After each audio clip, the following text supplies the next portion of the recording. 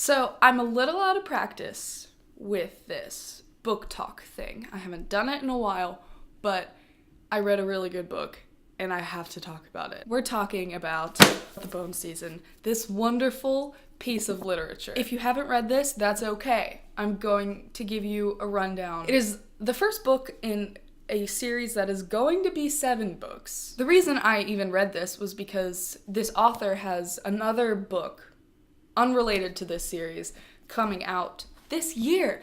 And so many people were so excited about it, and the cover looks beautiful and it looks really thick. But before I read that, I wanted to see what this author was like, see how her writing is, and I am in love.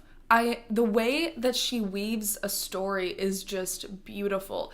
My least favorite thing in a book is an info dump. It's a very lazy way to build a world and to build a story, and I'm very grateful that there were no glaring info dumps in this book. So now, what is it actually about, you might ask? Like I said, this is gonna be 7 books, so this definitely feels like the first book in a long series. There's a lot of groundwork that's being covered, a lot of foundation, a lot of world building, which I was fine with. I love world building. The book starts in a futuristic London. It is a very similar world to ours, except our world and this world kind of break off in the 1800s, I think. In the 1800s is when these people called voyants start to emerge. I love the way magic and powers work in this world. This magic isn't unlimited, but it is very powerful. But these voyants, their powers come from their ability to interact with the ether. And the ether is the place where spirits are in between life and final death. In order for you to cross over, I think someone has to say your full name and kind of release you from the world. Like, if you were to release me, you would have to say, like, Abby Marie Bosworth, you can leave. All debts are paid in this realm. Move on to the afterlife. Or else I would be stuck. If I died violently, then I would turn out to be a poltergeist, and my spirit could be contained in the violence, the rage of my death in my spirit could be used against other living people. Our main character, I feel like I should just put this down because or do you mind?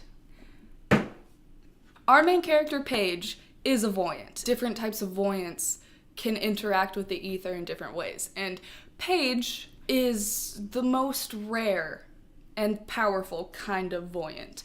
She is what's called a dream walker. So not only can she interact with the ether, she can also interact with other people's dreamscapes. And dreamscapes are basically your consciousness, your subconscious. It is the land of your brain and your mind and your soul. And she can interact with that. She can feel other people's mindscapes, and it's all very interesting and complicated, and I feel like I'm not explaining it very well, but Samantha Shannon explains it much better than I ever could.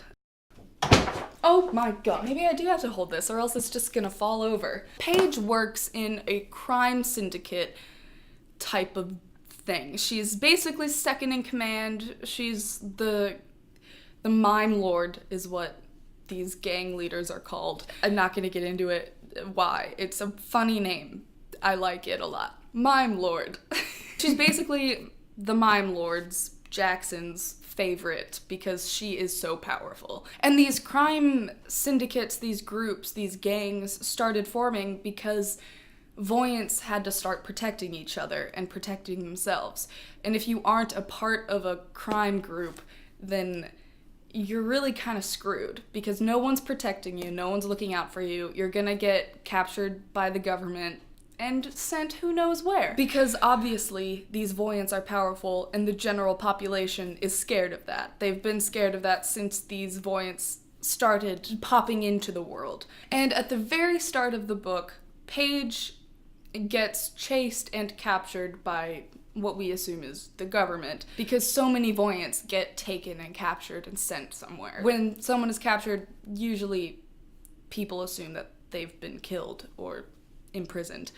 She gets captured and sent to this weird old-timey prison camp in Oxford. Because apparently Oxford is an abandoned town in this version of the world.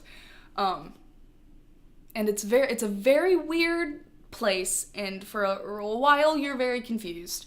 And that is all I'm going to say about it, because spoilers. I think I've said everything I can without completely spoiling the book. So if you haven't read it, please leave now so I can freak out about it. I mean, if you're never going to read it, you can stay, but I highly recommend reading it. What do I want to start talking about? The refime. I don't know how to say it, so I'm gonna call them refs. So what are they? Why are they there? Like, where are they from and why aren't they there?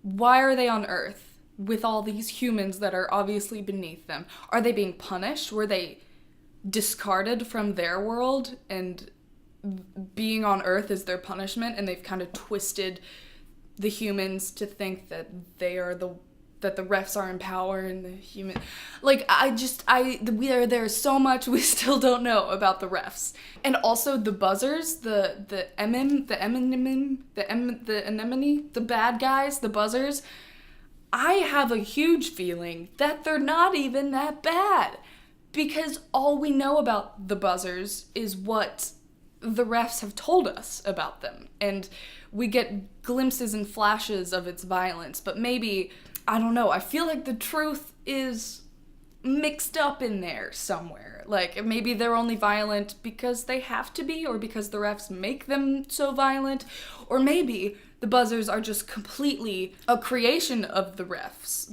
in order to subdue the humans, in order to make the humans feel like they are in danger without the protection of these ref alien angel people. Also, yeah, what are they? What are they? I want to know. Are they aliens? Are they angels? Are they demons? Are they monsters? Are they something in between? I don't know, and it's driving me insane. And also Warden.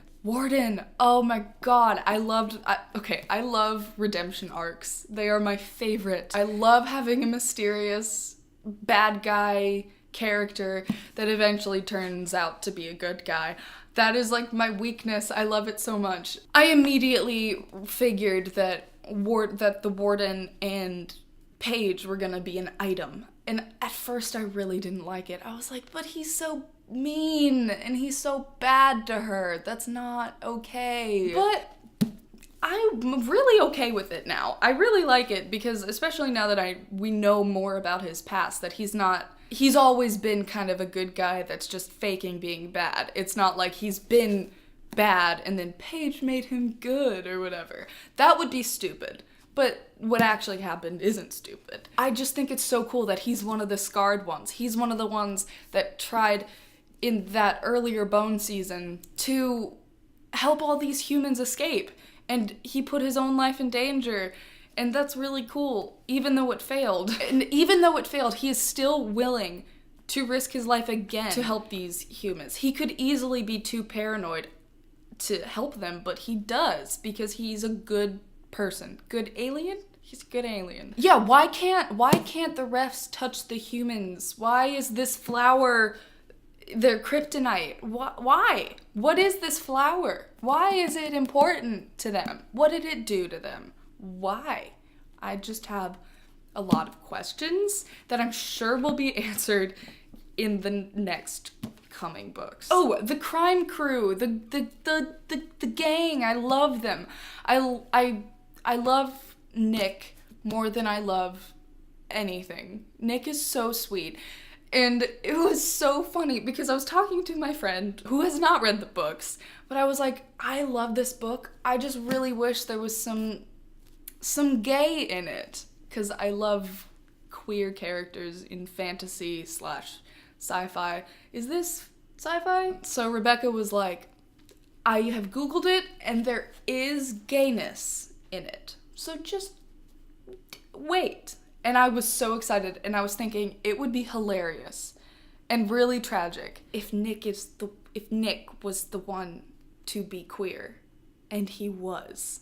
And I feel very proud of myself for predicting that. Also, the age difference thing, if Paige and Nick were to get together, it's a little weird because she was a child and Nick was an adult when they first met. And I don't know, that just kind of weirds me out, but maybe I'm alone in that. I don't know. At that point, my camera died, so you're gonna have to deal with editing, Abby, from now on. I didn't really want to add anything else other than the fact that I don't trust Jackson. He just treats her like she's a weapon, and that's the only reason he wants her around. And I don't like that. And that quote he said at the end of the book where he threatened to kill her if she didn't come back to work for him, that's pretty much all I had to add. Thanks for getting through this very long video. I'll probably do a book talk for The Priory of the Orange Tree, which is the book I was talking about at the beginning of the video, which is out now.